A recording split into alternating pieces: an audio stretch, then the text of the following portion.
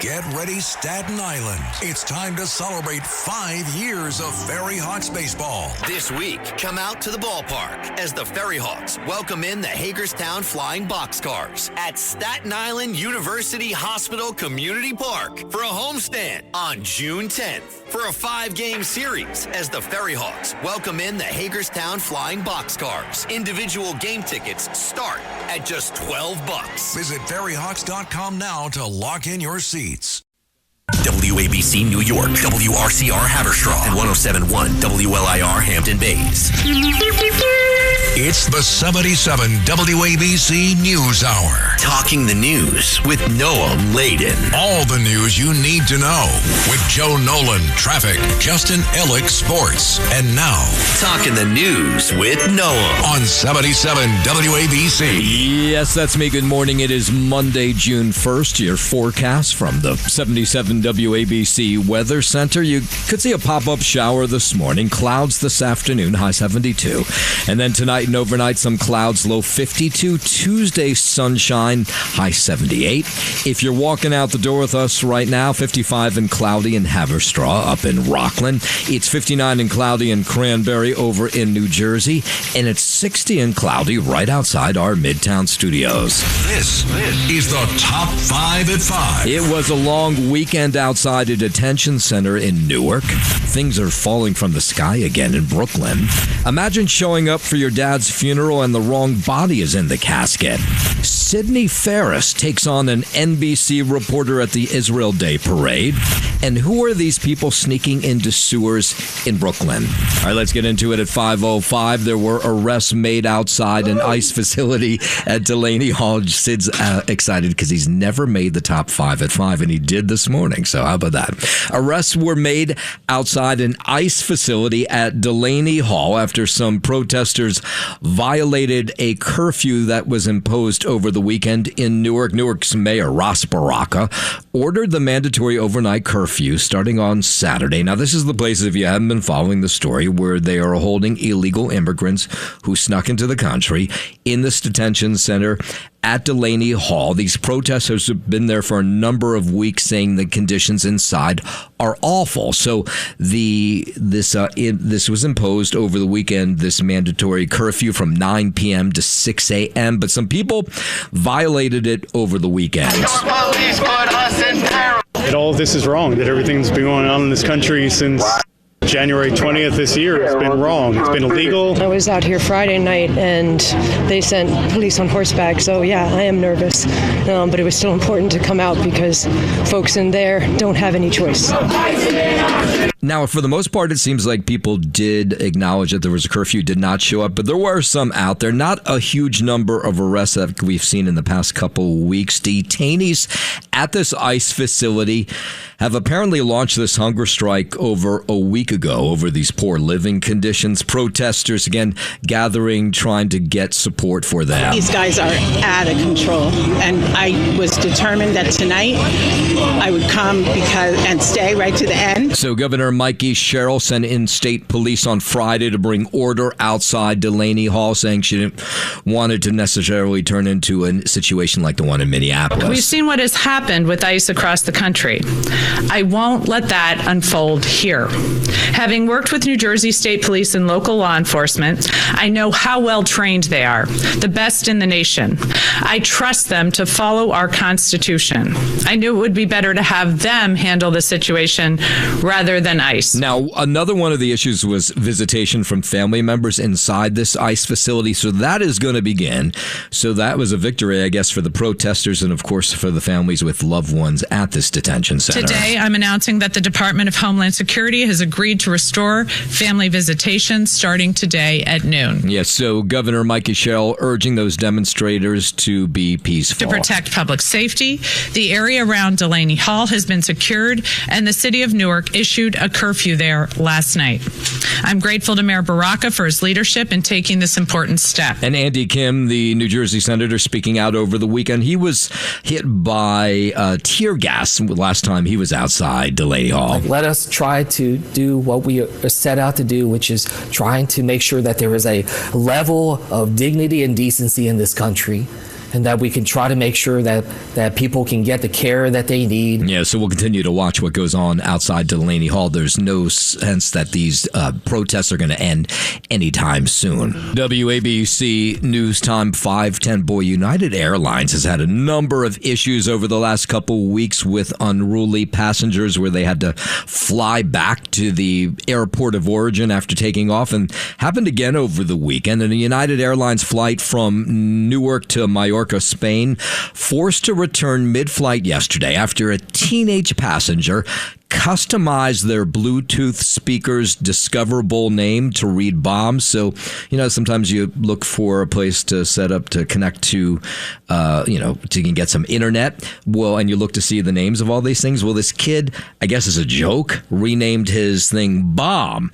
So this set off an alarm among passengers on this flight, and the pilot decided that it had to turn around the flight. So this is what he told the passengers on this flight as he decided to go back to Newark. We have one passenger that seems to be making a funny joke that isn't so funny, and it's going to be compromising the safety of this flight. Yeah, they didn't find anything funny about that, so they turned this flight around. They landed it back at Newark, and that teenager was arrested. 512 out to Park Slope, Brooklyn, where two women were found stabbed to death in an apartment there over the weekend. This was just before midnight on Saturday. NYPD cops were called to 2nd Street for reported assault of a female. So when they arrived, initially they found a 58-year-old woman unconscious, unresponsive, multiple stab wounds across her body, and then they searched the apartment a little further, and then they found a 23-year-old woman with stab wounds who was also responsive. Both were declared dead by EMS that arrived at the scene. They were later identified as a 58-year-old and a 23-year-old female.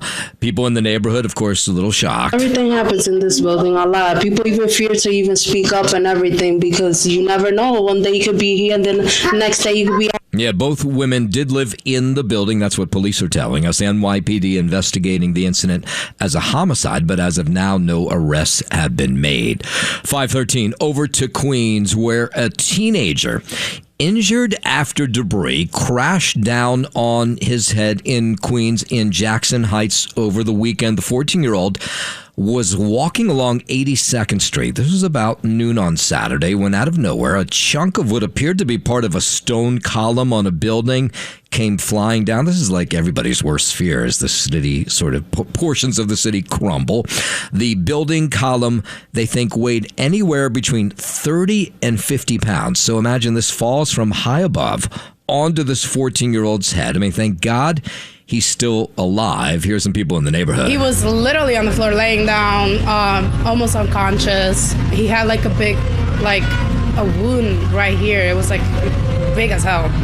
And the block is still there, I believe. Honestly, I thought it was maybe a car crash, but after I saw that it was a kid and then seeing the block on the floor, I just grabbed the phone and called 911. Yeah, so people in the neighborhood said the hit was so loud that they thought there was a car accident outside. Now, that was the stone hitting this teenager and then everybody falling to the ground, the stone, and maybe there was more that fell. They didn't tell us. But he was rushed, this teenager, to Elmhurst Hospital where he's listed in stable condition.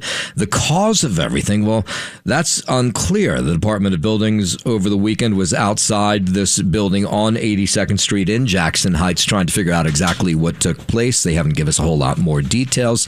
The good news is this teenager is expected to survive, but of course he's going to have a little while till he recovers from all the injuries from the stone hitting his head.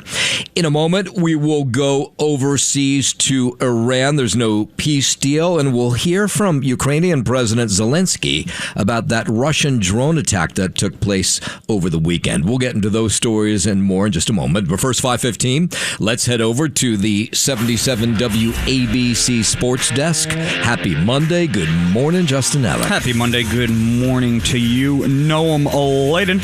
Start with a recap. Saturday night in the NBA out in Oklahoma City. Spurs beating the Thunder 111-103, reaching the NBA Finals, winning that Western Conference Finals Game 7. And, of course, now meeting our New York Knicks in the start of the NBA Finals coming up on Wednesday night, 8:30 p.m. Sixers will start out in San Antonio for the first two. They have home court advantage, and the Spurs are 4.5-point favorites at home going into Game 1 against our Knicks. Again, that is Wednesday night at 8:30 p.m. Head to the MLB in Queens. Juan Soto hit a grand slam. Carson Bench launched his first leadoff homer, and the Mets routed the Miami Marlins 10-1 to finish a 3-game sweep. Marcus Semien had a 2-run homer, and Luis Torrens laced a 2-run single as the Mets matched a season high with their 4th consecutive victory. New York scored 25 runs in the series after totaling 2 last weekend while getting swept in 3 games at Miami. And with the sweep, the Mets inched past the Marlins into 4th place in the NL East.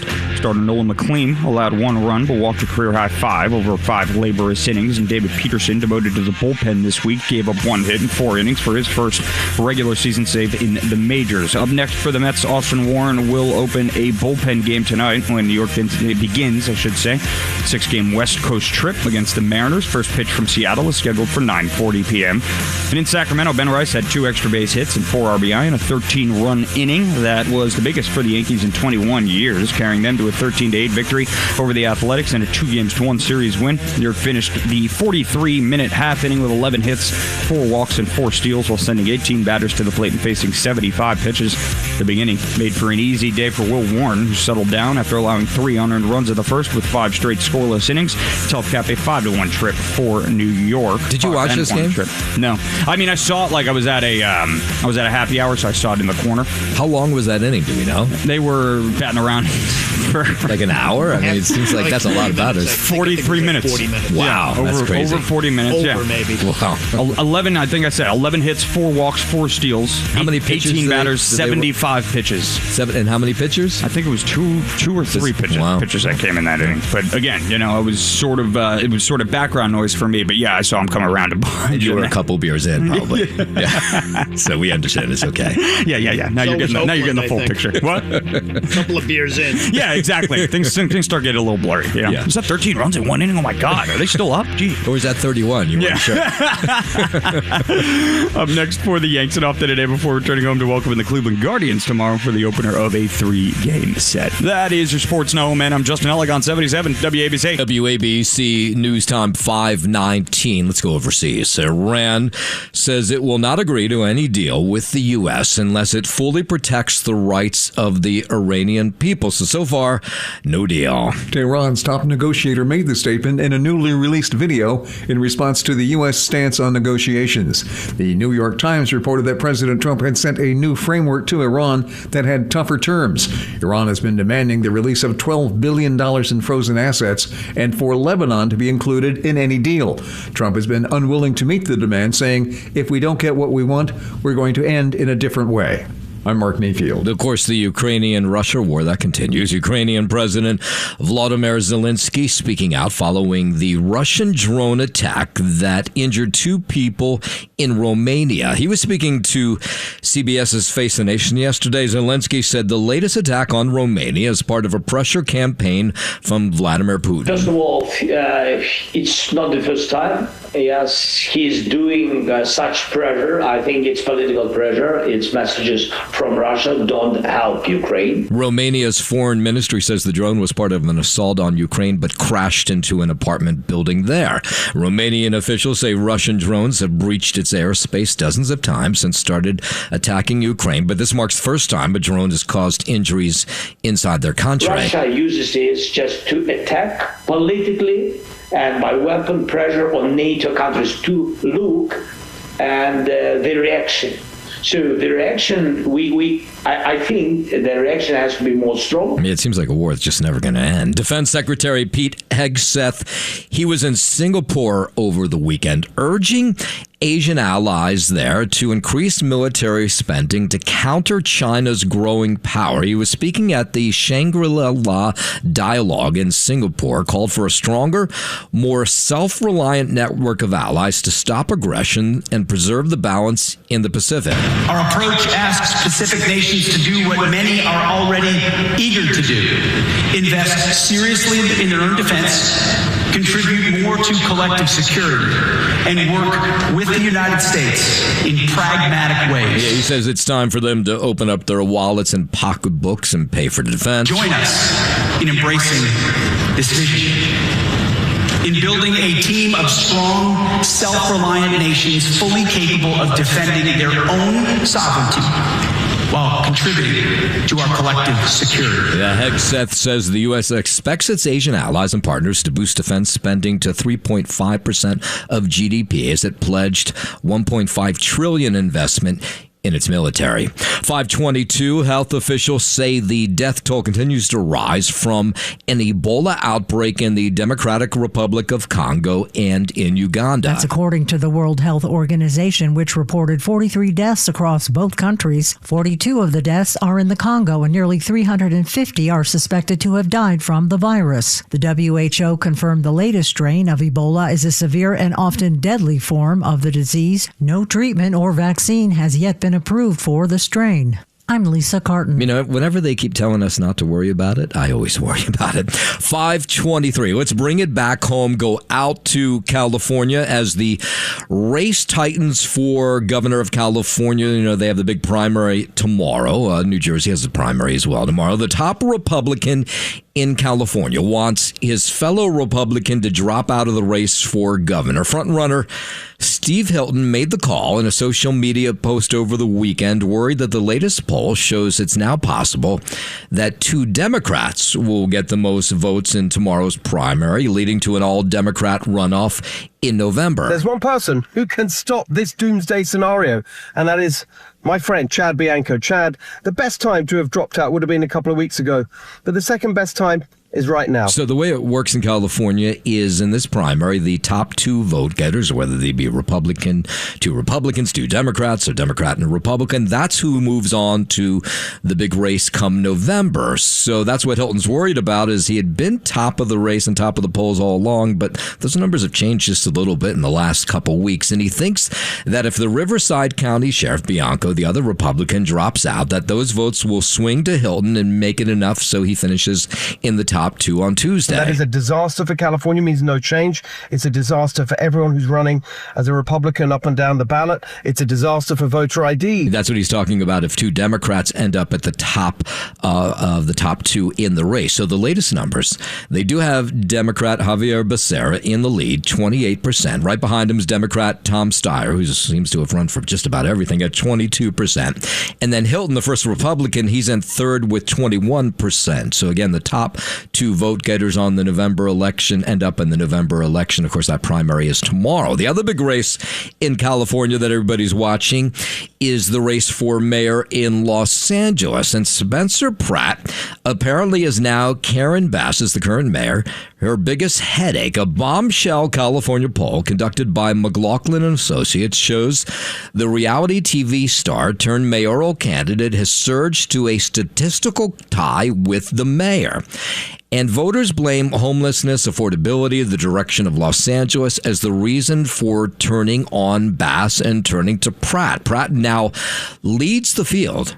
This is amazing if this poll holds up, because you think about where Spencer Pratt was just even a couple months ago. People were laughing at him as just as a reality star. Now he could potentially be the next mayor of Los Angeles. Now, the way it works in Los Angeles is if someone gets 50% of the vote on Tuesday, they become mayor. If nobody gets 50%, well, that's likely the scenario for tomorrow, then the race moves on to November and would be the top 2 vote getters. And right now, according to this McLaughlin report, Pratt's in first place, Bass is in second place. Boy, if that holds up, that would be just a gigantic upset. So we'll watch that race tomorrow. 526 down in Texas. Ken Paxton says his win in the Republican primary runoff there sends a message that President Trump needs to be listened to by Republicans. The Texas Attorney General, he was on Fox News Sunday talking about the fact that getting a Trump endorsement is huge. I think what he's trying to accomplish, most Americans want, certainly Republicans want it. And so whatever we need to do to get behind the president, I'm for, and I think that message has been sent. Now, President Trump, just a week or two before this primary in Texas, which was just a week ago, endorsed Paxton against the incumbent, Texas Senator John Cornyn. Pretty unusual for incumbent senators to lose. It's almost never happened in the last 50 years, I think maybe twice. And so this sends a message, 2 in like a month. I think it's something we need to pay attention to. President Trump posted on social media that Senator Cornyn still remains friends with him, and though both, he says, watch Paxton become a respected common sense senator. But Paxton still has another race. He'll face Democratic State Representative James Tallarico in the November election. New York opinions, New York attitude. You've got a voice. This is Talk Radio 77 WABC. It's the 77 WABC News Hour. Talking the news with Noam Laden. All the news you need to know with Joe Nolan, traffic, Justin Ellick, sports. And now, Talking the news with Noam on 77 WABC. Yes, that's me. Good morning. It is Monday, June 1st. Your forecast from the 77 WABC Weather Center. Could see a pop-up shower this morning. Otherwise, clouds this afternoon, high 72. Tonight and overnight, some clouds, low 52. And then Tuesday, sunshine, high 78. If you're walking out the door with us right now, so happy you are, 55 and cloudy in Haverstraw up in Rockland. It's 59 and cloudy in Cranberry over in New Jersey. And it's 60 and cloudy right outside our Midtown studios. WABC News Time 541. Thousands lined Fifth Avenue yesterday for the annual Israel Day Parade. But this year's event was even more notable because Mayor Mamdani became the first mayor in history not to attend the parade. Mamdani said during his campaign and reiterated earlier this week that he wouldn't be coming because he disagreed with Israel as a nation, disagreed with the government in Israel. So, of course, that was all the talk at the parade as people were celebrating Israel. Oh, it's amazing. It's a day to celebrate everybody, just show love and support and prayers for peace. We are proud Jews. We're proud of Israel, and we need it. We need it to be there. You know, sea of blue and white taking over Fifth Avenue. You had all kinds of other lawmakers who did show, including our good friend Hudson Valley Congressman Mike Lawler, who says it was wrong for Mayor Mamdani to skip the parade. I think it's absolutely disgraceful that the mayor of New York City, a city that has the largest Jewish population outside of the state of Israel, chose not to be here. Others in attendance included Nassau County Executive Bruce Blakeman, Governor Kathy Hochul. You had a lot of members of Congress there as well, and then just regular New Yorkers, some who said they had not showed up to an Israel Day parade in years, but did so this year because Zoran was a no-show. More people, and I think more people showed up just because Mamdani didn't. We want to send a message that we are not going to be cowed and we are strong. NYPD Commissioner Jessica Tisch, she served as the Grand Marshal. She marched alongside former Mayor Michael Bloomberg. Former Mayor Eric Adams was there as well. And then on the sidelines of the parade, you first had Sid, our very own Sidney Ferris Rosenberg. He marched in the parade. And at one point, he was pulled aside by WNBC reporter Melissa Russo, who's been a City Hall reporter forever. And she asked Sid about Zoran Mamdani and being a no-show and what it meant to him. And here's a little bit of what that conversation sounded like along the sidelines of the parade yesterday. You actually believe that Mayor Mamdani wants Jews to be dead?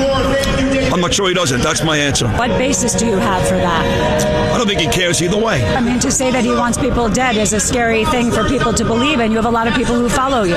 Prove me wrong. When you've got a mayor who's not here today, the only mayor in the history of our city, Melissa, you're a smart girl, okay, who uses some nonsense excuse about Israel and Bibi. Is this parade in Tel Aviv? Is Bibi Netanyahu here? It has nothing to do with Israel and Bibi. He hates the Jewish people. He hates us. But does his absence actually mean that he wants them dead? I mean, is that not inflammatory? Not inflammatory to me. It's more, why don't you ask him about his wife? We have asked him.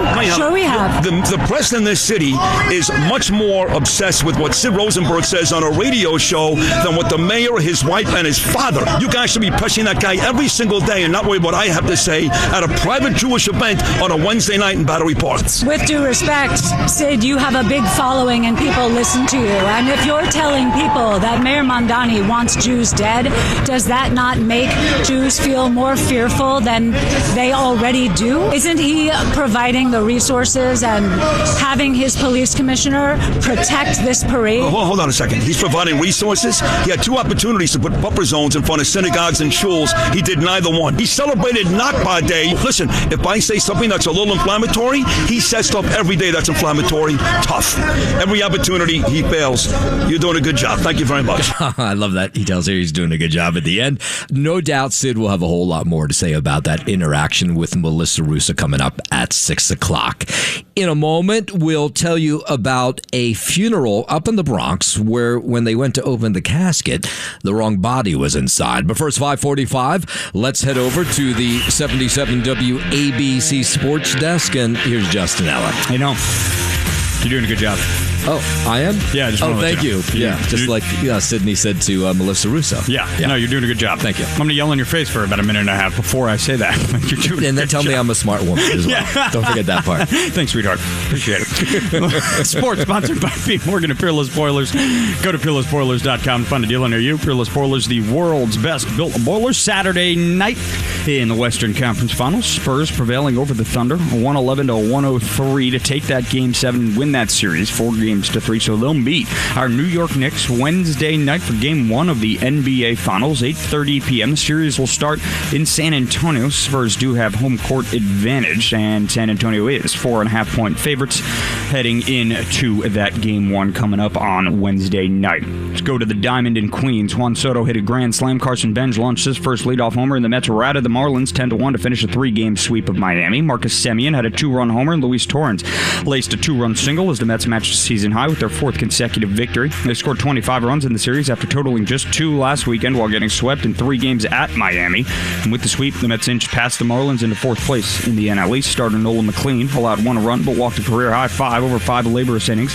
And David Peterson, demoted to the bullpen this week, gave up 1 hit in 4 innings for his first regular season save in the majors. Up next for the Mets, Austin Warren will open a bullpen game tonight when New York begins a 6-game West Coast trip against the Mariners. First pitch from Seattle is scheduled for 9:40 p.m. In Sacramento, Ben Rice had 2 extra base hits and 4 RBI in a 13-run inning. 3rd inning, I should say. That was the biggest for the Yankees in 21 years, carrying them to a 13-8 victory over the Athletics and a 2-games-to-1 series win.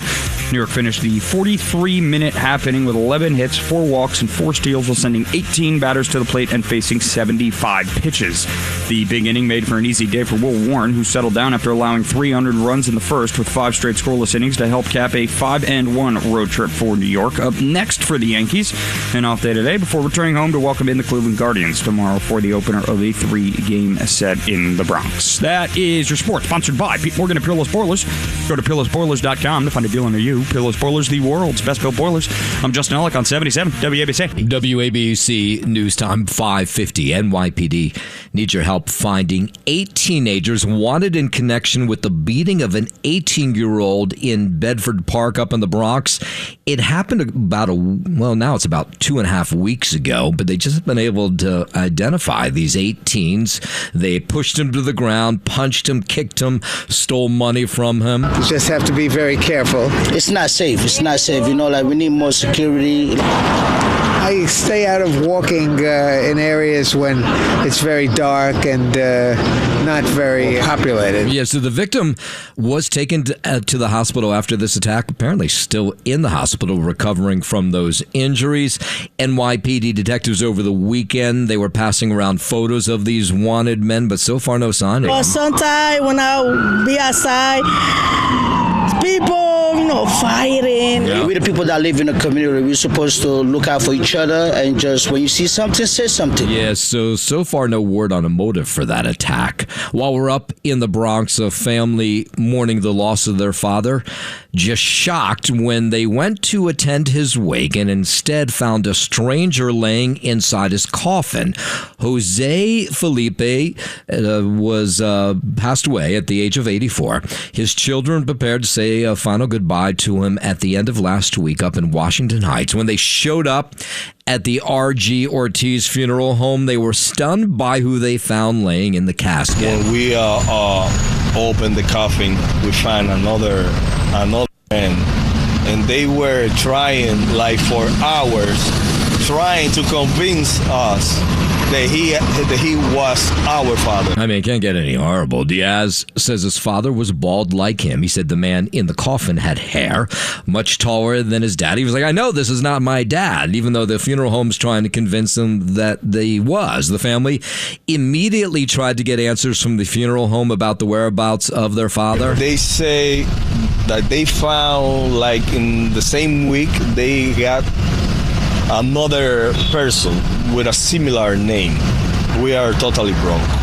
We don't know where's our father is at right now. Yeah, it's not the first time this has happened at the R.G. Ortiz funeral homes. They've had issues in the past. Department of Consumer and Worker Protection sued the R.G. Ortiz funeral homes after receiving nearly 50 complaints about the condition of the remains of loved ones and misrepresenting or concealing the prices of services that were offered. They actually agreed to one settlement in a couple of cases, $600,000 or $700,000. In this case, though, they just wanted to know where their dad's remains were. And here's more from his son. They say that they cremated him, but we are not sure if those ashes are my father. Yeah, family today still trying to get to the bottom of that. 5:53. The last time the Knicks made the NBA Finals, the San Antonio Spurs were their opponent, and it just happens to have, they had at that time a generational big man talent who was heading to the title for the first time to the NBA Finals. So here it is, deja vu again for the Knicks. Last time it was the big man was Tim Duncan. This time it's a guy who's just, I've been watching the playoffs, incredible, Victor Wembanyama. So the first game one, is in San Antonio on Wednesday night. Of course, back here in New York, Knick fans are beyond excited, including Tracy Morgan, who you always see sitting courtside at Knicks games. He actually recorded an announcement for the MTA encouraging fans when the NBA Finals return here to New York to take a subway. Fellow Knicks fans, it's Tracy Morgan. Game night in New York starts on the subway. The whole city in orange and blue, rolling in together, orange and blue skies, baby. So take the train to the game. That's how we show up. Go New York, go New York, go! Yeah, MTA apparently going to have other celebrities record announcements right before those first two Knicks games as well. 5:54. Let's go out to Long Island, where a man's body was recovered yesterday afternoon in a marsh east of Tiana Beach. That's in Southampton. Southampton Town Police say they got a call. This was about 2:45 yesterday afternoon for a body located near the beach. The remains were recovered in a bayside marsh. This guy is the one who found this individual. I thought it was somebody laying on the ground with their face down. So I screamed, wake up, wake up. They didn't move. And then I realized it was a person that wasn't alive, and I left and immediately went to the Coast Guard station. He looked like a typical person that wanted to go swimming in his underwear and T-shirt. And the body was blue. Police telling us that this man was the body of 38-year-old David Stetler of Greenport. The death appears, they say, non-criminal in nature. The medical examiner was set to complete an examination as of last night to determine the cause of death, that we have not heard back. Over to New Jersey, where a referee at a South Jersey flag football game choked a coach after a call on the field escalated yesterday. 47-year-old Edward McKinney, now charged with second-degree aggravated assault after allegedly choking this coach at the Franklin Township Sports Complex at a youth flag football game yesterday. It's a good way to set an example. Police say the officers responded to the assault about 1:30 yesterday afternoon. Apparently, this was a very intense game, but of course, never a good idea to choke a coach. He will be in a lot of trouble, no doubt, for what he did. The assault, they say, remains under investigation. So far, they have not announced any official charges.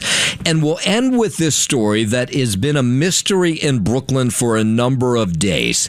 A second video of sewer folks is emerging. This is some people who are coming out of manholes in sewers in Brooklyn wearing headlights and carrying shovels, and nobody knows what they're up to. Nobody's caught up with them. The latest one was on Bedford Avenue and Lynch Street in Williamsburg. This was early Friday morning that the video was shot by somebody who happened to be walking by. Police showed up at the scene, but were unable to figure out who these individuals were. People in the neighborhood want to know exactly what's going on. They brought in a lot more, let's say trucks that haven't been used in a long time. Yeah.